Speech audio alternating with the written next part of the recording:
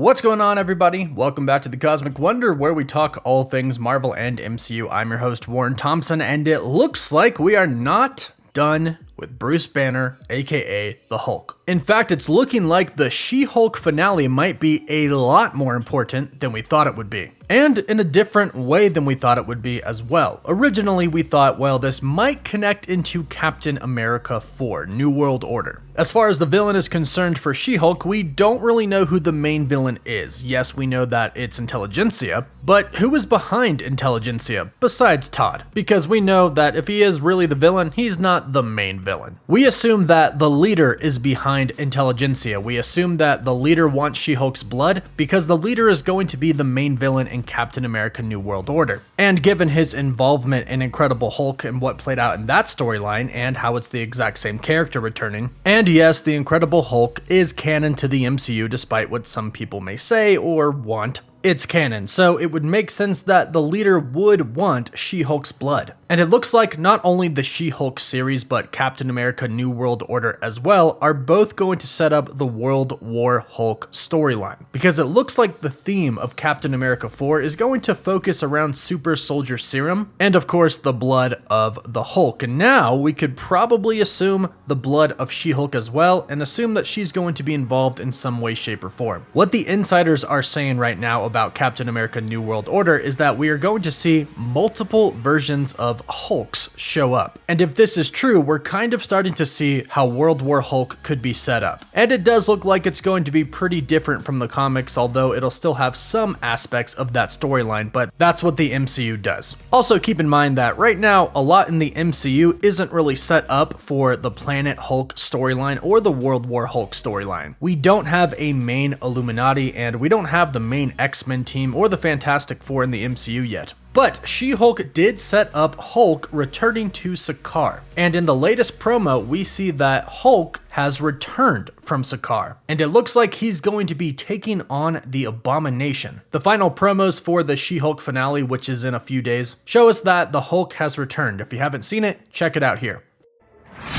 This is my show. Why don't we do things our own way? She-Hulk's mad. What is the responsibility of those with power? Those with the most power have a duty to protect those without it. Call my lawyer. I'm gonna whoop your ass. My ass remains unwhooped. Yeah, let's fix that. She-Hulk, Attorney at Law, original series now streaming only on Disney+.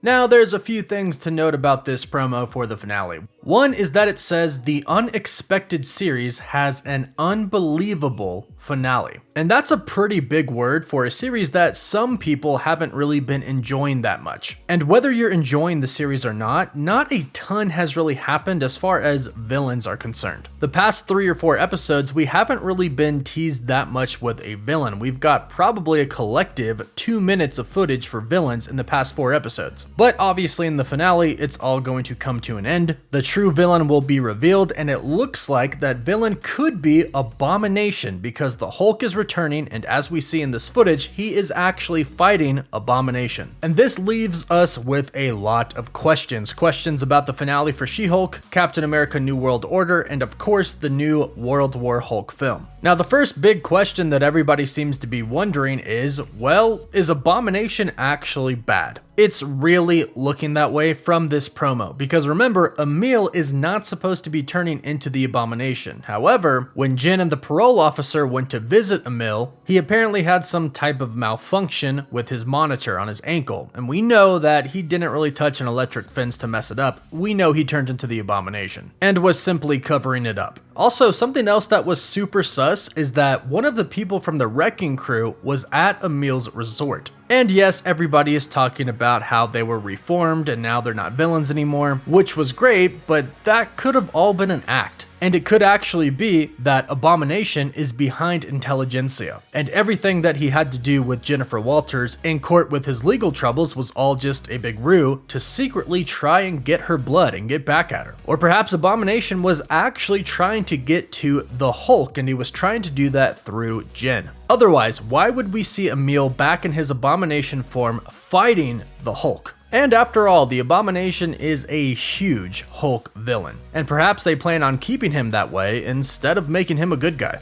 Now, at the end of the last episode of She-Hulk, it looked like Jennifer Walters at the end could have been looking into the camera at us, breaking the fourth wall, or she could have been looking at somebody that she was surprised to see there. If she was indeed looking at somebody and was surprised to see this person, it could have been Emil. This would have shocked her because why would he have been there? And this is where it could be revealed that he is kind of leading intelligentsia. As far as twists are concerned, it would be a pretty decent twist after showing us all that Emil Blonsky has been trying to do to turn his life around, but perhaps they were showing us all of that a lot because eventually they would reveal that he would be the villain, and they wanted it to be a bigger twist. So what does this mean for the finale? Well, it could be that Abomination could be revealed to be the main villain. However, going into Captain America 4, and again given the connection between the Abomination and the leader, I would assume that the leader is really in charge here of intelligentsia. So if Abomination is the villain, I'm assuming they defeat him, but at the end it is revealed that there is something bigger, someone bigger, that's truly in charge of intelligentsia. That could lead us into Captain America New World Order, where the leader is probably set out on getting the Hulk's blood, and they're probably set out on establishing some new super soldier serum. It's said that Marvel Studios is looking for actors that could replace William Hurt to play Thunderbolt Ross, so it is possible that the government is still trying to develop some sort of a super soldier serum, and that could be where Captain America, Sam Wilson's Captain America, comes into play. That was a pretty big part of the Falcon and the Winter Soldier, so continuing on with that in a movie would make sense. Captain America has to stop an organization, presumably the Thunderbolts, or at least the people behind them, from making super soldiers again. Or even worse, making abominations. Which could lead us into the next Hulk movie storyline. Now again, it's rumored to be about World War Hulk, but it'll definitely have to be different in some ways from the comics. Now, the Hulk just went to Sakaar, and he's going to return, so I'm hoping we get somewhat of a hint as to what he was doing on Sakaar. Now, maybe the movie that we get is only about his time when he was on Sakaar during these few weeks. However, I hope that's not the case. I hope it's about the Hulk going up against other Hulks and other Hulk-like beings. I hope She-Hulk and Captain America 4 bring us Red Hulk and Red She-Hulk. Even though I'm doubting Betty Ross would return, we do have Titania, who could go on to be a Red She-Hulk. But then you have Abomination and possibly other creatures as well that are introduced, and who knows what the Thunderbolts are going to bring in. It could be that World War Hulk is really about the Hulk and other Hulk-like creatures going up against each other and possibly getting close to destroying the world. Hopefully we're going to get a Hulk that is a true rage monster again, that just goes absolutely insane with anger and destroys everything in his path. And if he's going up against other beings that are the same essentially, that could cause a lot of destruction, and that could really be a World War Hulk. However, the Hulk could still remain good. Now, there's also the fact that his son Scar could show up. It's widely believed that he's going back to Sakaar to visit his son. And for the most part in the comics, at least in the very beginning, his son hates him and wants to kill him. So that could definitely contribute to the battle as well. And with a huge battle like this, of course, to the public eye, the Hulk could be viewed as a monster again. After all, we did have that line in She-Hulk where Professor Hulk tells Jen, once people see you as a monster, that never goes away. And this could actually come back in the World War Hulk storyline, him fighting with a bunch of other monsters, causing catastrophic damage. Well, people could look at the Hulk like he's a monster again, despite him having fought with the Avengers many times and saving essentially the universe. Well, half of it at least. There really are many different routes that World War Hulk could go down, and Captain America New World Order as well as She-Hulk. But ultimately, like I said, not everything is in place for them to do a true World War Hulk, Planet Hulk storyline. And since Captain America 4 is rumored to have other Hulks in it and Hulk-like beings, I'm assuming this is kind of the route that we're going down with World War Hulk. But hey, let me know your thoughts about all of this in the comments down below. And let me know, do you think Abomination is going to be the true villain of She-Hulk? Be sure to let me know what you think. Don't forget to like the video and of course subscribe to stay up to date on all things relating to the MCU. You can always follow me on Twitter and Instagram for live updates, and as always, thank you all so much for watching.